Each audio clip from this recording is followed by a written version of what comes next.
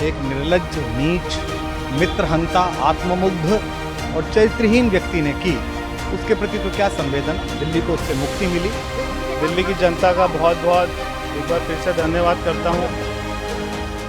पार्टियां चुनाव हारती हैं, लेकिन ऐसी बुरी हार अमूमन कम ही देखने को मिलती है कि जो सबसे बड़ा चेहरा हो, जिसने पार्टी खड़ी की हो, जो 10 साल तक सीएम रहा हो, जो विरोधियों से लड़ने के लिए हर हथकंडा अपनाता हो, वो खुद चुनाव हार जाए।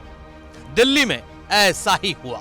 आम आदमी पार्टी सत्ता से बेदखल हुई, सो तो है ही, लेकिन न अरविंद केजरीवाल जीत पाए, न मनीष सिसोदिया अपनी सीट बचा पाए। इसलिए तो कभी साथी रहे कुमार विश्वास भी हमलावर हैं। पहले तो भारतीय जनता पार्टी के लोगों को जीत मिली है, उन्हें बधाई, और आशा करता हूं कि जो जनादेश दिल्ली की जनता ने उन्हें दिया है उसकी वो प्रतिपूर्ति करेंगे। और वे सब आम आदमी पार्टी के लाखों करोड़ों कार्यकर्ता जो अन्ना आंदोलन से आए, जिनके बहुत ही निश्चल, निष्पाप और बड़े भारत की राजनीति को बदलने के सपने की हत्या एक निर्लज्ज, नीच, मित्रहंता, आत्ममुग्ध और चरित्रहीन व्यक्ति ने की, उसके प्रति तो क्या संवेदना। दिल्ली को उससे मुक्ति मिली। और मैं ये जानता हूं कि अब जो आम आदमी पार्टी में लोग बच गए थे सत्ता के लोभ में, लालच में, पदों के लिए, उस पैसे के चक्कर में, वे सब भी अब वापस जाएंगे, लौटेंगे, कुछ अपने व्यवसायों में लौटेंगे, कुछ पार्टियों में चले जाएंगे। और पतन यहाँ से प्रारंभ हुआ है उन लोगों का। केजरीवाल और आम आदमी पार्टी की दिल्ली में हुई हार को कुमार विश्वास ने तो पतन की शुरुआत बता डाली है, लेकिन दिल्ली में केजरीवाल को हराने का दमखम दिखाने वाले परवेश वर्मा इसे मोदी और मोदी सरकार की नीतियों की जीत बता रहे हैं। हालांकि सीएम पद की दावेदारी पर सिर्फ मुस्कुरा रहे हैं। हमें उनका 10 साल से साथ नहीं मिल पा रहा था, दिल्ली में कोई काम नहीं हो पा रहा था, मगर ये जो सरकार बन रही है दिल्ली में, ये प्रधानमंत्री जी के विजन को दिल्ली में लेके आएगी। तो मैं प्रधानमंत्री जी का धन्यवाद करता हूं कि उन्होंने अपना समय दिया, और मैं ये जीत का श्रेय प्रधानमंत्री नरेंद्र मोदी जी को देता हूं। कौन होगा अब मुख्यमंत्री? आपको इस बात का भरोसा था?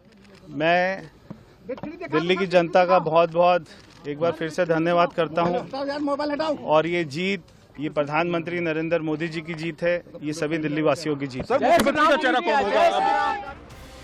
तो आखिरकार जानना जरूरी है कि दिल्ली में केजरीवाल की 10 साल की सत्ता को जनता ने क्यों उखाड़ फेंका, वो भी खुद केजरीवाल को हराकर।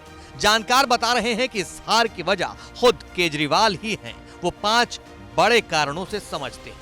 बीते कुछ साल में केजरीवाल की छवि बेबुनियाद आरोप लगाने वाले नेता की बनने लगी थी। हाल में सबसे बड़ा विवाद तब हुआ जब उन्होंने हरियाणा सरकार पर जानबूझकर दिल्ली को जहरीला पानी भेजने का आरोप लगाया। उन्होंने ये तक कहा कि हरियाणा सरकार दिल्ली में नरसंहार करना चाहती है। इस आरोप पर हरियाणा के मुख्यमंत्री नायब सैनी ने खुद दिल्ली बॉर्डर पर जाकर यमुना का पानी पीकर इस दावे को गलत साबित किया। राजनीति में आने से पहले अरविंद केजरीवाल ने वीवीआईपी कल्चर के खिलाफ आवाज उठाई थी कि वे सरकारी सुविधाओं का उपयोग नहीं करेंगे, लेकिन सत्ता में आने के बाद उन्होंने न केवल सरकारी बंगले और गाड़ियों का उपयोग किया, बल्कि अपने लिए एक बेहद महंगा मुख्यमंत्री आवास भी बनवाया, जिसे बीजेपी और मीडिया ने शीश महल का नाम दिया। दिल्ली में आम आदमी पार्टी और कांग्रेस एक साथ नहीं आ सके। हरियाणा में कांग्रेस बहुत कम मार्जिन से सरकार बनाने से चूक गई थी, लेकिन इसके बावजूद दिल्ली में दोनों पार्टियां एक साथ नहीं आई। इससे वोटों का विभाजन हुआ और बीजेपी को फायदा मिला।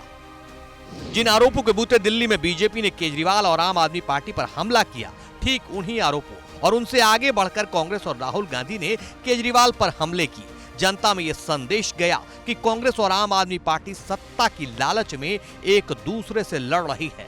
नतीजा, बीजेपी को फायदा मिला। दिल्ली सरकार ने मुफ्त सुविधाओं की शुरुआत करके जनता का समर्थन पाया था, लेकिन मूलभूत सुविधाओं की कमी से जनता बेहाल होने लगी। सबसे बड़ा मुद्दा पानी की सप्लाई का था। गर्मियों में दिल्ली में लोग साफ पानी के लिए तरसते रहे और टैंकर माफिया पूरी तरह हावी हो चुके थे।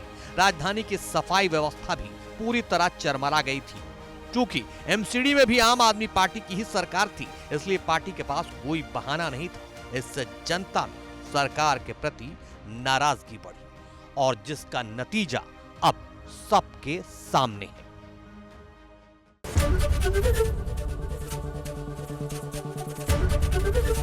एबीपी गंगा, खबर आपकी, जुबान आपकी।